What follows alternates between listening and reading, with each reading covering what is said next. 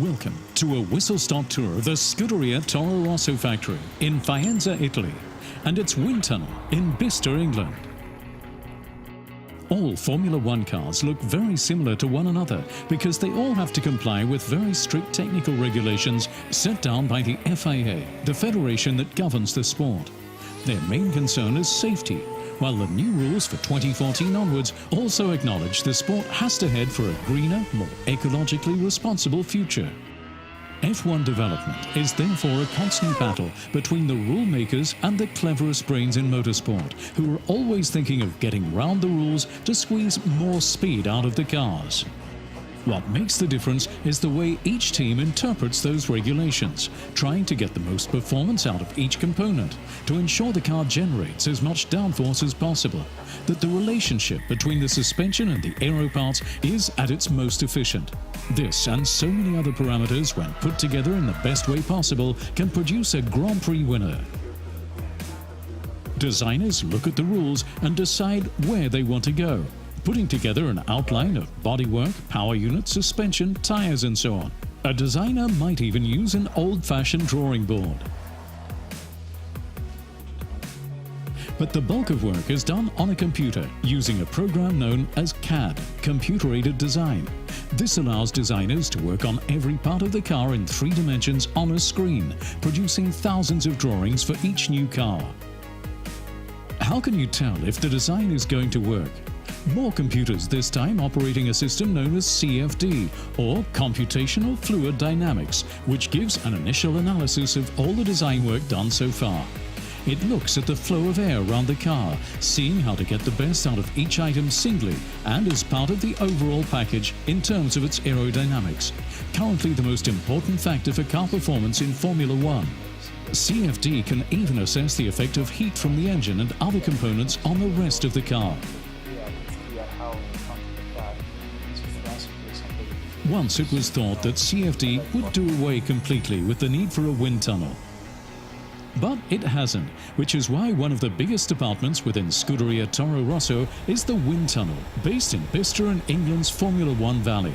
A designer has an idea, it's drawn on computer, and then it has to be made into a model for testing on the scaled-down F1 car on a rolling road in the wind tunnel.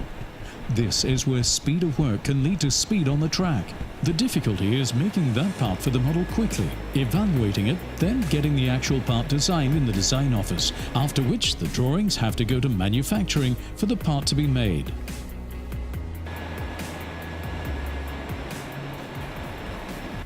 Safety is the most important consideration in Formula One, and while a part can be designed that's effective and make the car go quicker, unless it can withstand the huge loads placed on various elements of a car, it cannot be used. This is where the Research and Development Department in Faenza comes in, testing parts under load, often to breaking point. The department's staff know exactly how strong each component must be, but the standard is set by the federation that runs the sport, and each new car has to undergo stringent crash testing, with impacts of different forces placed on the car's monocoque from different directions.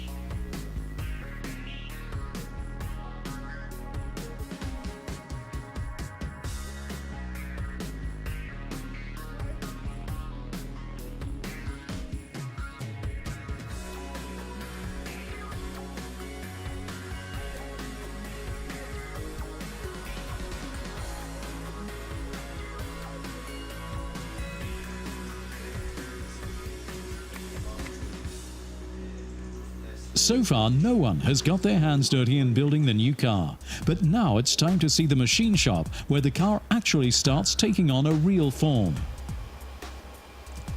In the machine shop, we produce custom-made metal parts and the molds for the carbon fiber lamination.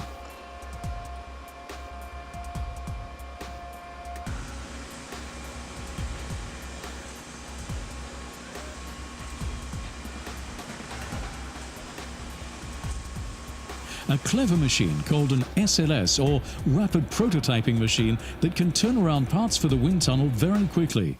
And of course, parts for the actual car. Turnaround time at this stage is very important because it's not a case of building parts at the start of the year only. As designers come up with ideas aimed at making the car faster, new parts are required. sometimes within days, to be shipped off to the next race.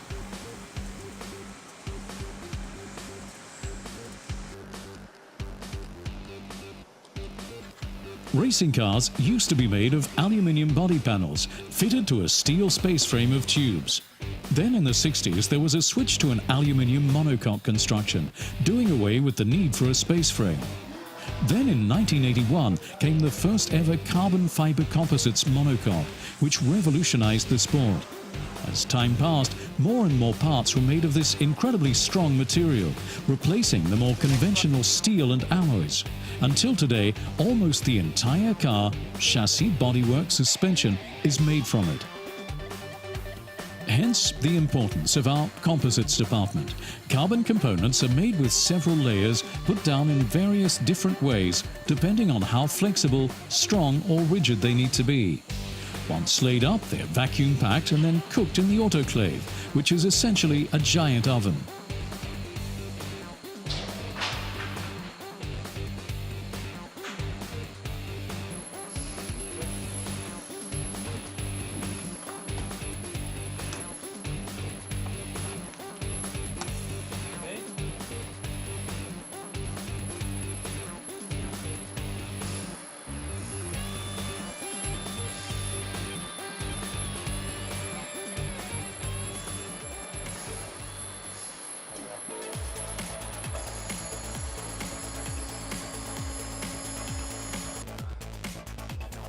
Motor racing is dangerous. It says so on every admission ticket around the world.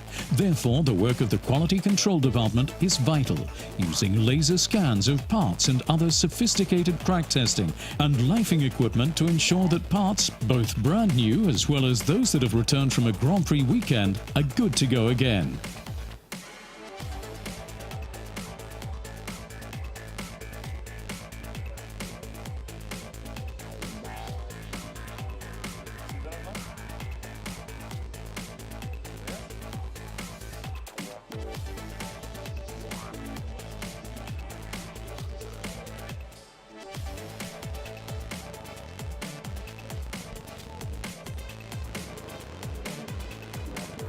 The workshop is at the heart of every team. It's the place where things get very exciting, especially just before the start of every season, because this is the place where the thousands of components finally come together and form a Formula One racing car, one of the most sophisticated vehicles in the world. The use of computer design has revolutionized the car assembly, as parts tend to fit as they should without the need for modification. However, the skilled mechanics who put everything together for the first time provide valuable input regarding how easy the car is to work on, which becomes of vital importance when time is tight at the racetrack, and changing a rear wing as quickly as possible can impact performance. Although the pace of work steps up a gear in the lead to the start of pre-season testing, the factory departments are never idle, because the Formula One car that rolls off the production line in February is never the same by the time the last race comes around 10 months later. The designers never stop looking for ways to improve the car's performance based on data gathered from testing and the races. It means more good ideas, more wind tunnel hours, more manufacture and testing, and hopefully more World Championship points.